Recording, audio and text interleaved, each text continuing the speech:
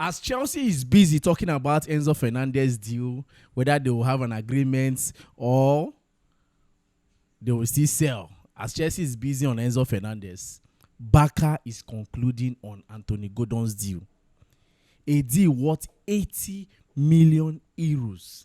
That is, you are talking about almost 69 to 70 million pounds. Barca just finalized that deal just now. So Anthony Gordon's to Barcelona is now a year we go. This one where they sign Anthony Gordon's, what's the fate of Marcus Rashford? I be they want to keep Rashford for Chelsea. No. It can't be. No. Don't mind me, but kudos to Barcelona. They have done very well. They have secured the signing of Anthony Gordon's. To tell you that this summer transfer window is not going to be funny. It's not going to be funny in the sense that so many clubs will be looking for a winger. Clubs will be looking for a winger. They will be looking for a new midfielder. They will be looking for a CB. In short, every position in this summer transfer is going to be very, very important. So the World Cup too will play its own major role too, because people will be watching the World Cup to see the particular player they will sign to their club. So Anthony Gordon's back, I don't first secure that one. They no one here say then say something, can't say. But come to think of it, do Barca really need Anthony Gordon's? What are they going to do with Anthony Gordon's? It's not that Gordon's is a bad player, but anyhow, I don't know why they go sign him. You understand? That shows that Barca can as well do the business of signing João Pedro. Sorry to Barcelona if I have been looking down on you people in the financial aspect. Sorry. I never knew that people would pull a deal like this. I never knew. So that means João Pedro, you guys can still do it. But Chelsea has always made it clear from day zero that João Pedro is not for sale. Now, information coming out from the camp. Remember yesterday I said that I will not talk about Enzo Fernandez. I said it with my mouth that I will not talk about Enzo Fernandez. But the more you tend to want to stay out of this deal, the more you keep hearing different stories on Enzo Fernandez deal.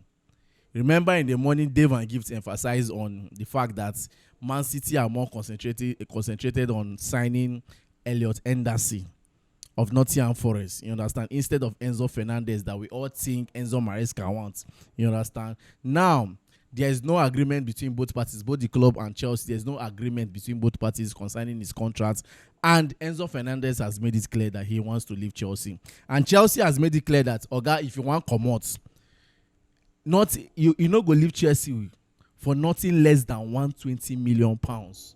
So tell me, apart from Man City and Real Madrid, which club can break the bank for Enzo Fernandez right now? That is another thing we need to ask ourselves. And that shows that there is a possibility of Enzo still remaining in Chelsea for next season. If no club bring that money, bring that fee, there is a possibility of Enzo Fernandez playing in Chelsea next season. You understand? I'm not saying that something cannot happen along the line. No, something can still happen along the line. But with what has happened right now, that Man City is more concentrated on Elliot Henderson than him himself, than Enzo Fernandez himself. And Enzo has come out to say that with what we are hearing, according to rumor, that he wants to leave. And Chelsea is saying that if he wants to leave, it will be nothing less than 120 million pounds. And I am asking myself, which club in Europe will be ready to pull out 120 million pounds to sign Enzo Fernandez? If not for these clubs I just mentioned, Man City, Madrid, and even PSG. Though we heard that PSG are also following up the deal, but for now they have not concluded. And also Juventus owner has made it clear that Kenan Yildiz is off the market. Just like the way we are talking about João Pedro. But Baba, I'm not going to say Kenan Yildiz is off the market, because if better offer come, all this thing where they do, where all this Italian club they do now just for them to make better money from their players. Look at Inter Milan, they are saying that Bastoni. Remember, Barcelona was going for Bastoni. And Bastoni is another player, one CB I love, one player I love so much, one defender I love so much. See, Bastoni, I so much love that guy. I don't know why Chelsea didn't look towards that direction. Now, the thought say it's not for sale. Juventus don't talk and say, Kenan Yildiz is not for sale. All this talk now just make it just be like, say, when the time come, they go know how much way they go collect for all these players their head when they want to make their sales. We know all these things. say Inter Milan president don't confirm say Bastoni go remain for the club, say need they go anywhere. We know all these things. All these things we know. You understand? We know.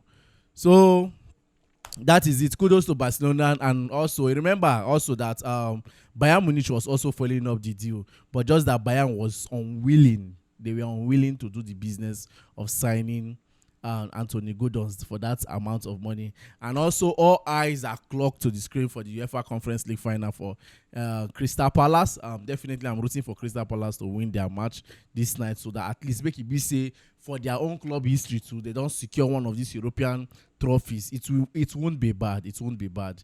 It won't be bad if the 3 European trophies comes to England. I know say people go, they say Mr. Peter I don't come, or say we see me now say make Arsenal come win Premier League. They can calm down.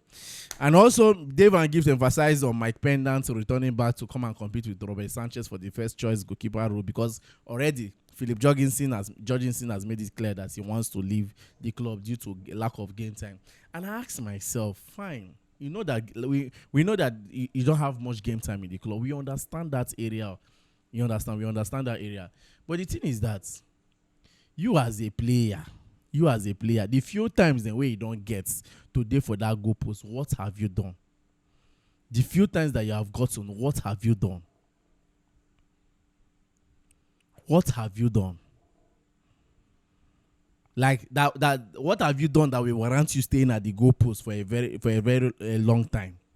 Have you done something that will prove to the fans, that will prove to the coach that yes, you deserve to be at that goalpost? Have you done it? Where you go chop 5 goals against PSG, where make all the whole fan base be like say they want to chop you. So Mike Penders coming in to compete with Sanchez. I have made it clear right from time that I am not in support in this Mike Penders coming back to compete with Sanchez. It's more like we are recycling the aspect of the goalkeeper role. We are just repeating the same thing. And also this rumor of Sandro Tonali and Bruno Guimaraes that Chelsea is showing interest. That's one a wide lie. I don't think that Chelsea is putting an eye on that those players. I don't think so.